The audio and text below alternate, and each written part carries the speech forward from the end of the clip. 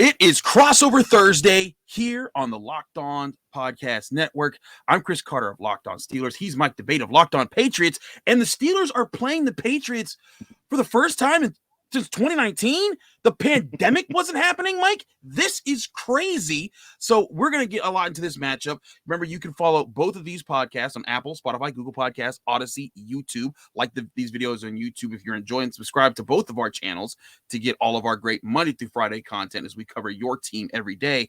Today's episode on the Crossover Thursdays is sponsored by Prize Picks. Prize Picks is daily fantasy made easy. Just pick 2 to 5 players. If they score more or less than their Prize Picks projection, you can win up to 10 times your money on any entry. First-time users can receive a 100% instant deposit match up to $100 with the promo code Locked On. That's LOCKEDON, Locked On, all capital letters, all one word. And again, that's prizepicks.com, promo code Locked On.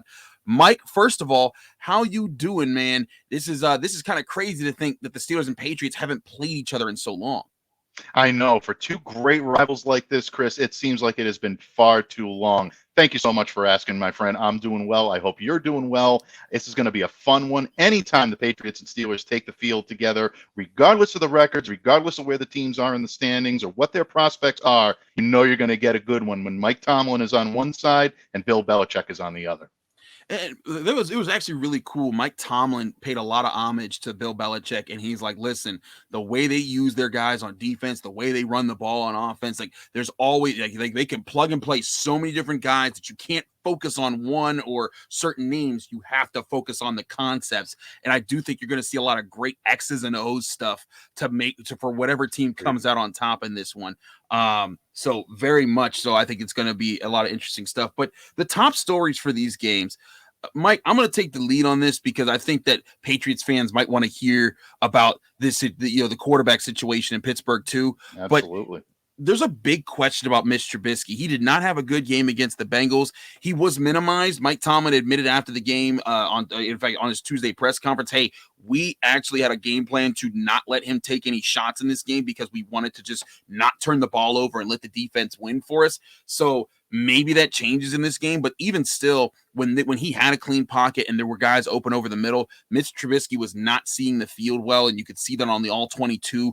So there's a lot of questions in Pittsburgh right now. Even before he played his first regular season game, when is the time for Kenny Pickett? And as a person who covers the Steelers, I can tell you, I don't think it's any time soon because the Steelers, they want to give Mitch Trubisky time to figure it out. They don't want to just rush him out of there and say, okay, you vet, get out of here. We're going to put the rookie in. But there is a sense, I can tell you, there's going to be a big sense of impatience at Acrisure Stadium, which Patriots fans might remember as Heinz Field. Trust me, there's a big hubbub when they changed that name here in Pittsburgh. But in all seriousness, like in every preseason game that they played in Pittsburgh, there were just chants of Kenny, and there were people like just saying, get Mitch Trubisky out of there in the preseason when it didn't even count. I am very concerned for the Steelers and how the Steelers fans are going to handle this, because in Pittsburgh, like that last game was in Cincinnati. If Mitch Trubisky played that way where he only threw one touchdown pass and it was a 2-yard floater to Najee Harris in the red zone, that was his only touchdown of the game. If he plays that way at home, the fans will be all over him, and it's going to be weird because you're going to be sitting there on and watching this game and thinking like, wait a minute, what's going on here? Like, isn't he on the team? I don't understand. Mm-hmm. I can see that happening, but beyond that, the Steelers need him to see the field and actually manage the game a lot better than he did last Sunday. Yeah, without question. I think that's something the Patriots fans are definitely going to be watching for. And as opposing quarterbacks definitely come in, you start to see the levels of which teams are capable of playing and capable of defending quarterbacks. And the New England Patriots did I would rather say a pedestrian job of defending Tua Tagovailoa last week against the Miami Dolphins. Mitch Trubisky definitely presents a different set of skills, a different mindset, and that's going to be something that the New England Patriots have to go for. In terms of biggest stories in New England, Chris, we're very like-minded. We're kind of synergistic at this point because the New England Patriots quarterback situation is the biggest story. And while no one is going to say that Mac Jones's job is in jeopardy after one game, there is a level of concern regarding what we saw on the field, and also a level of concern as to whether or not we'd even see Mac Jones on the field this week. Very shortly after the conclusion of Sunday's game, Mac went directly to the X-ray room in Hard Rock Stadium in Miami, did not meet with the media. All of a sudden, we're hearing it's a back issue. Mac will meet with you tomorrow afternoon by Zoom conference. That didn't necessarily sit so well with a lot of members of the media and my colleagues in New England, but more news started to trickle out. Apparently, Mac was suffering from back spasms. Two factors there. Mac took a couple of really difficult shots, one of which in the fourth quarter, a hit that was resulting in a roughing the passer call. Mac landed awkwardly, so I think that may have had something to do with it. And second, the heat and humidity down in Miami was amazingly thick and amazingly hard to take, so that can cause some muscle cramping and spasming as well. Mac was a full participant on Wednesday's practice. The New England Patriots are optimistic that he'll be able to go. But Chris, the thing about it is even if Mac is able to go, and it looks like he will be, there are still some question marks there. How effective is he going to be? Is the back problem going to continue to be an issue with him? Is it going to slow him or derail his progression at all? The other situation that the Patriots are monitoring very closely is the protection level that he got last week in Miami. The offensive line did not do a great job of protecting his blind side and alerting him to some of those second and third level blitzes that come from the secondary that gave Mac fits last year. Again, that did rear its ugly head on Sunday. Mac was blitzed by safety Brandon Jones of the Miami Dolphins. Blindsided, didn't see it. Mac loses the ball. It ends up in the end zone. Melvin Ingram has an easy 7, and all of a sudden an easy 6, I should say. The extra I know what you 7, mean. It's fine. But it did make, for a difficult situation there. So that to me is the biggest story, is if Mac Jones is on the field, and by all accounts he should be, is he going to be 100%? And is he going to get the time he needs to be able to make the throws he's capable of? If not, it could end up being a long day in Pittsburgh for the Pats. Well, I wanted to ask, because I saw that he was getting hit in that game, and I saw the Melvin Ingram touchdown. But how much from your assessment of that game was on Mac Jones versus the offensive line? Like in Pittsburgh, the offensive line is not good. Like they held up in pass protection in that game, but like they still aren't great.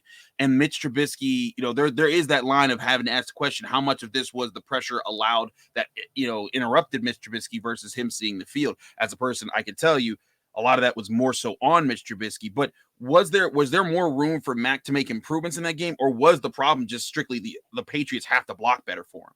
Oh, no, I think it was a little bit of both. I mean, definitely there were issues along the offensive line, and until those get fixed, you can't really hold Mac completely accountable for all the problems that you see along that offensive line, along the offense, and what's happening as a result of it. But at the same time, Mac also has to recognize that. Don't forget, this has been an Achilles heel of his even last year. Teams that caught on to it had success against Mac Jones. Believe it or not, even though the Patriots won that game in Atlanta last year, Dean Pease and that defensive coordinator team in with the Falcons did a very good job of getting pressure on Mac because they blitzed him from the secondary. And that's something that's very difficult for him to pick up, and he has to do a better job with it. Ultimately, if the offensive line can give him the time he needs, things will get better, but a lot of it is on Mac as well. So I think the blame is about a 50-50 split right now. Maybe if I'm being generous, I'll say 55-45 in favor of the offensive line, but there is still some work to be done on both sides to right the ship in New England on the offensive side of the ball. I certainly think that both of these teams could use some help on offense right now, and especially on the offensive line and working with quarterbacks that are still adjusting to things. We're going to talk more about those matchups in the second segment because there's a lot to look over as far as how either team could focus on ways to win this game. But first, we got to talk to you guys about Turo. Turo's the world's largest car sharing marketplace. With Turo, you can book any car you want, wherever you want it, from a community of local hosts. You can browse a huge selection of vehicles for just about any occasion or budget across the United States, Canada, and the United Kingdom. Book a spacious SUV or minivan for a family road trip, get a classic or luxury car for a special event, birthday, or a holiday, or find affordable economy cars if you're on a budget and just need to get from point A to point B. Test drive that new electric vehicle you've had your eye on to see how it fits in your everyday life. Many Turo hosts can even deliver the car right to you. Every trip is backed by liability insurance. Terms, conditions, and exclusions apply. Ditch boring rental cars and find your drive at Turo.com.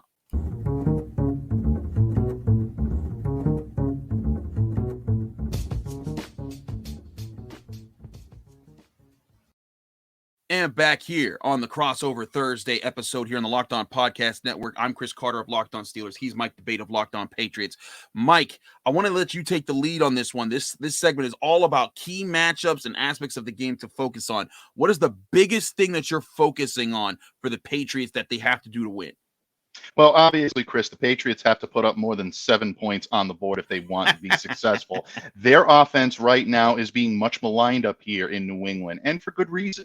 They did not look particularly sharp running the football. They did not look particularly sharp catching the football. They did not really look sharp passing the football. So when you have all those three problems that are working against you, you need to work out a way for yourself to be able to get what you need. And right now, the matchup that I'm watching definitely closely is when the Patriots go to throw the ball. Obviously, the white elephant in the room here is TJ Watt not being in this game. And those 22.5 sacks and his ability to draw a beat on the quarterback and really make them pay for even putting on shoulder pads is a win for the New England Patriots in terms of trying to get the extra time that you need. So while we're definitely, aware that the Steelers still have a definitely formidable secondary, Ahkello Witherspoon, Cameron Sutton, Micah Fitzpatrick, Terrell Edmonds, guys that the Patriots have seen before. They know their style. They know how they can defend.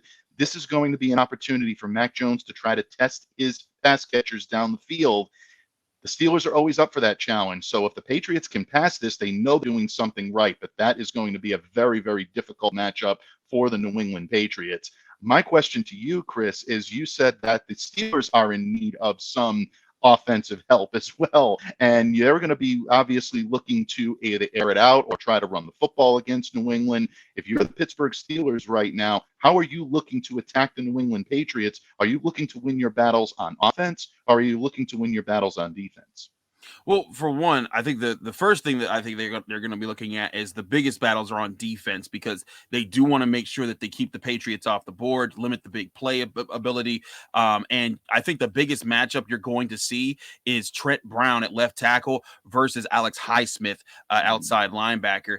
A lot of people look at TJ Watt, and he is the best defensive player in football from last year. But Alex Highsmith had 3 sacks last week, and he went up against Jonah Williams, the top 10 pick from the Cincinnati Bengals, the guy who was supposed to lead the Bengals offensive line to being one of the best in the NFL this year, and he abused him. He worked him over, and Alex Highsmith is a guy that I've watched very closely. He was a 3rd-round pick in 2019, kind of worked his way up there, 2020, excuse me, and then in 2021 took a step forward, had about 7 sacks.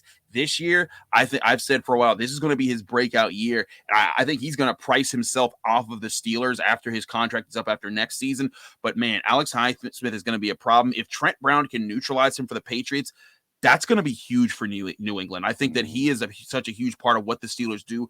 Also, if you look at the tape, the Steelers used a lot of stunts and twists and everything to try and force a lot of communication on that offensive line. And oftentimes, it was even just a 4-man rush. It was just Larry Ogunjobi, Cam Hayward, TJ Watt, and Alex Highsmith. But do note that the Steelers went and signed or traded for Malik Reed, the former Broncos starter, to be the guy off the bench. So now he's a guy with like 26 NFL starts of experience. He's going to fill in for Watt, and he's at least going to be a veteran presence. He won't be bringing the pressure that Watt can bring, but they're going to have to key in on that. So for the Steelers defensively, it's going to be a lot about, can Alex Highsmith win without TJ Watt being out there? He's done that before. We've seen that in games, but also on offense, I think a big part of the game, and you can see it if you watch the All 22 in the Steelers, you saw a lot of Mitch Trubisky not using the middle part of the field when it was available to him until late. And if you go back to that overtime drive where the Steelers got into field goal range, who did he target but Pat Freiermuth? And that is, I think, his ace in the hole in this game. And that's not to discredit Deontay Johnson, who I thought had a fantastic catch last week, one-handed, left-handed, getting his toe tapped down. I think Chase Claypool. Yeah, he's done well. I think Chase Claypool is a serious weapon. I think Najee Harris is a serious weapon. He was limited in practice, but he says he's going to play. We'll see if Mike Tomlin allows that, because he was like, whoa, buddy, we want to make sure you're healthy. But I do think a lot of this offense needs to run through Pat Freiermuth to get Mitch Trubisky to see the middle part of the field. He just didn't against the Bengals. And it wasn't that the Bengals did anything spectacular on defense. I mean, there were just guys sitting there open, and he would just not look their way. if the Patriots and Bill Belichick, being the genius that he is, if he can confuse Mitch Trubisky, that might cause some options there. But I think a big part of the Patriots is getting to Pat Freiermuth, not letting him have open spaces in the middle part of the field. How do you see the Patriots linebackers and safeties matching up with Freiermuth? I'll also warn you, Zach Gentry, the second tight end, is a lot better than people know. I've seen him in practice. He had a really big tight end screen that worked out this week. The Steelers could use a lot of 12 personnel in this game to use both of those guys. But how do the Patriots linebackers and safeties match up in that fair? I'm so glad that you asked me that question, because that really is one of the matchups that I'm looking at from a defensive side of the ball for the Patriots and offensively for the Pittsburgh Steelers, is how to defend that middle part of the field. And you know Pat Freiermuth is going to be able to get his targets, and that Mitch is going to be looking for him in key situations. Normally, the best defender that the Patriots have against tight ends is Adrian Phillips, who right now is a little banged up. He left the game on Sunday against the Dolphins, midsection injury, was limited as a participant on Wednesday's practice with a rib injury. That's worth monitoring, because Adrian is such a versatile player for the Patriots. Not only does he play the star position when it comes to the safety position, but he can also move up and play hybrid linebacker. I've even seen him align along the defensive line at times when the Patriots want to go with a smaller look. Adrian is that versatile, and he's that good. He'll always be in the mix. So if for any reason he's not able to play on Sunday, that means that the Patriots are probably going to have to pull a linebacker off of coverage. Maybe Anthony Jennings, if he gets in the game, someone who has the youth and maybe the athleticism to be able to hang with someone like a Freiermuth at the tight end position. And also they're going to need a heavy dose of Kyle Duggar, who was one of the very few bright spots for the New England Patriots on Sunday. He was very good, 6 tackles, 2 of which came for a loss. One breakdown in communication led to a pretty big miscue, a touchdown by Jalen Waddle, which essentially broke the Patriots' backs on Sunday. But at the same time, Duggar was able to right the ship and played a very solid game after that. So that's where the New England Patriots, I think, are going to look to try to focus their efforts in trying to stop that 12 personnel. And I also think they're going to look to try to see if they can test that Steelers run game, because Absolutely. as you said, Najee Harris is banged up a little bit. Even if he does play, will he be the same explosive, player that we come to know and love here, throughout the NFL? Najee is one of the best backs around when he's healthy, but if he's compromised at all, the Patriots' run defense looked much better on Sunday than it did all of last year. They were able to keep Chase Edmonds and Raheem Mostert in check, held them to only 41 yards and 17 carries. Ja'Whaun Bentley is a big part of that. Was not a participant on Wednesday's practice. So if I'm the Steelers, I'm watching that one very closely, because all of a sudden, if Ja'Whaun Bentley is not there in that middle part of the Patriots defense at linebacker, puts a lot of pressure on Devon Godchow, Dietrich Wise, Christian Barmore, Lawrence Guy.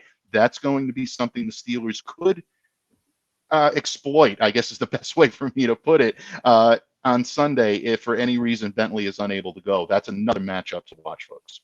That certainly will be. I'll tell Patriots fans, the guy that will take Najee Harris's spot if he's hurt, and also he'll definitely will spell Najee Harris at some point in this game, is Jaylen Warren, undrafted rookie. But I talked to the Steelers running back coach Eddie Faulkner. He said he personally had Jaylen Warren as his number 6 running back in this last draft class. They just were like, we can't afford to draft one because he had all these priorities. But when he came to them in free agency, they loved him so much. They loved him in training camp. It turns out, if you remember Willie Parker, he's actually cousins with Willie Parker, the former Steeler who used to be Fast Willie Parker, number 39.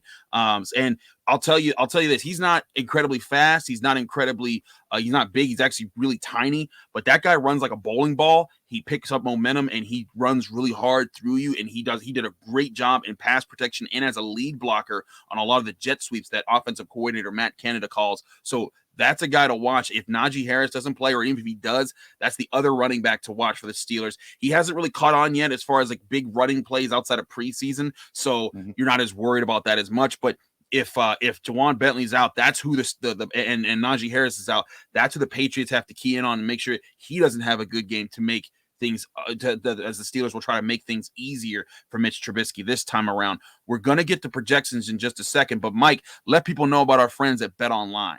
Absolutely, Chris. Always my pleasure to let our friends know over at Bet Online because they are your number one source for all of your pro and college football betting needs and sports info this season. You can find all of the latest football league developments, game matchups, news, podcasts, anything you need. BetOnline.com has it. BetOnline.net has it. And they are your number one continued source for all of your sports wagering information, including live betting, esports, and scores. I'm on there all the time. And folks, it is an easy to use website. You will absolutely love it. It's the fastest and easiest way to check on all of your favorite sports events, including Major League Baseball, MMA, boxing, and golf. So head to the website today or use your mobile device to learn more about the trends and the action. Bet online, where the game starts.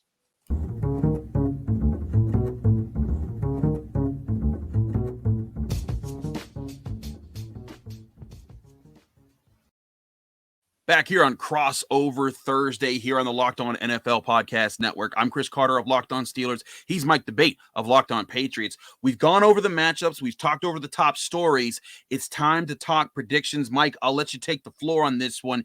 Give me your prediction. Give me your biggest key to the game, your biggest way how the game plays out, your turning point, and a final score to go along with all of that.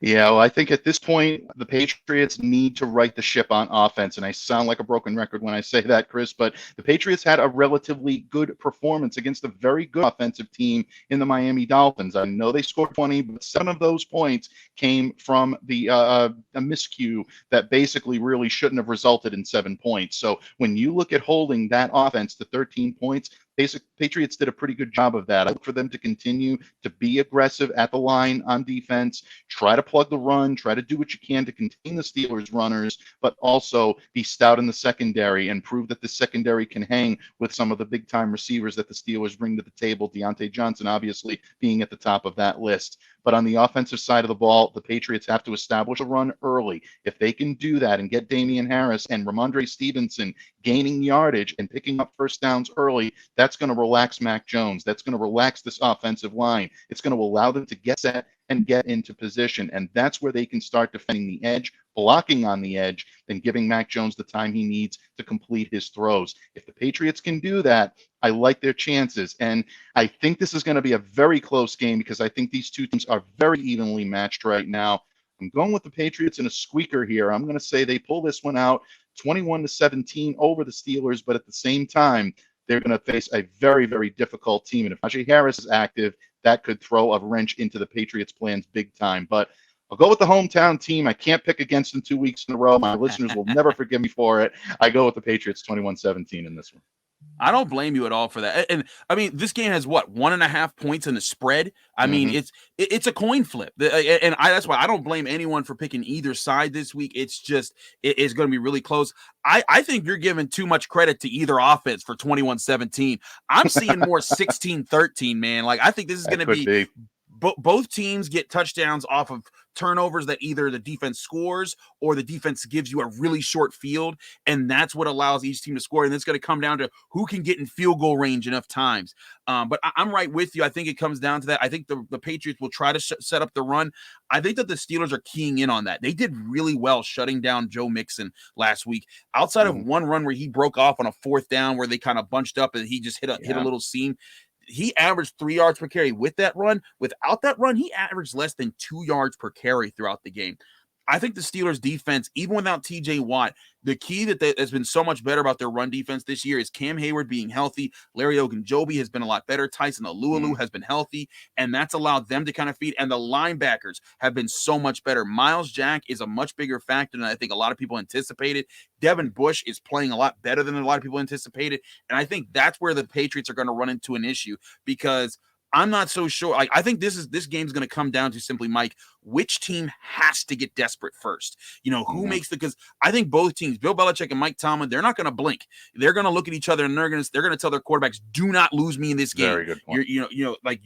Each one of you, whoever throws the first interception is going to give the other team a major advantage to say, "Hey, short field, let's get points up on the board and force the other team to have to start taking more riskier shots down the field and giving the defense a chance to play." Because I think This game is going to be primarily won by who doesn't turn the ball over and which defense keeps the run bottled up and forces that quarterback to take that first shot. I'm saying the Steelers win 16-13. I think it's going to be a crazy one that goes down to the wire. If you love old school 1980s NFL games where nobody can throw the ball and everyone's just hitting each other and it's 3 yards in the clouds of dust, this will be your game. I think this is going to be a lot of physicality, a lot of big hits, not a lot of great passes. There's going to be a lot of just sporadic stuff, but I think there's going to be some wild plays, a lot like last week for the Steelers and last week for the Patriots with the Melvin Ingram play. I think it's going to come down to that. And I think the Steelers just have a defense with Alex Highsmith's ability to get after the quarterback, Minkah Fitzpatrick's ability to create turnovers. And I think the composition of the Steelers defense is still, even without TJ Watt, still has a lot of assets to it. That's why I say it's going to come down to this. Mac Jones ends up making the first big mistake, and that's what's going to give the Steelers the edge. But Mike, I think you and I can both agree this is very much of a coin flip of a game with the way both these teams are designed. Absolutely. Two teams that are very well coached, that are coached by veteran coaches that have been to the puppet show. They've seen the strings. There's not much that you're going to fool Mike Tomlin or Bill Belichick on. So when you have that kind of a chess match going, back what I said when we opened the pod this afternoon, this is something that I think the New England Patriots and the Pittsburgh Steelers live for. Games like this, where every inch, every yard, every play, and every decision can factor into your either your success or ended up on the opposite side of the coin. I'm really looking forward to this game. It's always fun when the Pats and Steelers hook it up. Same here. It is a lot of fun. It is crazy that these teams haven't played in 3 years. You used to think that they played every year. But hey, I'm looking forward to it. Even though it's going to be weird not seeing Tom Brady come out of the tunnel for the Patriots, even though I know he's been gone for you guys for a while. This is the first time that you guys have played the Steelers without him. And so it's for Steelers fans going to be like, what is this? So it's going to be interesting. But I think either way, it's still, like you said, it comes down to coaches and the integrity of these organizations. Right. Both know how to win football games, both know how to gear up their sides. I think it's going to be a highly contested game. I won't see great in the sense you'll see a lot of coordinated great passes or anything like that. But for people who love the grit and the detail of football, there's going to be a lot of the minutia that I think is going to be really good about this game, and that is what's going to come down to the victory. Mike, thanks so much for doing this show with me, man. It's a pleasure to do this with you. Hopefully it doesn't take another 3 years for these teams to line up so that we can do it again. But let people know where they can find you, follow you, and get more of your work. Absolutely. Each and every day, you can catch me on the Locked On Patriots podcast, free and available on all platforms, including YouTube, folks. So smash that subscribe button. If you're a Patriots fan, if you're a Steelers fan, and you want to keep your eye on the enemy, I'd always appreciate the listens. Nothing but love and respect for the Steelers organization and the players. And of course, this man right here, who is the class act and definitely one of the best in the business. It's always my honor. But if you want to check out my written work, I also cover the Patriots for Pat's Country of Sports Illustrated. Check us out. You can definitely find that link on my Twitter page, which is at MDABATENFL. Absolutely. Do check out Mike's work. And hey, Steelers fans, pay attention to what he said. And hope Patriots fans, you can do the same. But subscribe to each other, to our shows. It helps us out when even you click on it, when you listen to it, when you watch it on YouTube. We're on the same channels, Locked On Steelers and Locked On Patriots, Apple, Spotify, Google Podcasts, Odyssey, and of course, YouTube. You like this video, whether you saw it on the Patriots or the Steelers channel. Hey, Steelers fans, go to the Patriots channel, like the video over there, subscribe over there to help Mike out. Patriots fans, I hope you do the same for me, and we can build each other. But we love the Locked On brand. We hope that you enjoy these Locked On crossover episodes because we have a lot of fun teaming up with our partners here to give you this great content. We both got Friday episodes here. Again, I'm Chris Carter. Follow me on Twitter and Instagram at Carter Critiques. Read my work at the Pittsburgh Post-Gazette as I cover Pitt football, Pitt basketball, and all of Pitt athletic sports for the college teams here in the town. But we both got Friday episodes. Tune into those episodes tomorrow as we give you the final looks and predictions for the game this weekend. From Chris Carter and Mike Debate, thanks for listening to and watching the crossover Thursday on the Locked On Podcast Network. Thank you, everyone.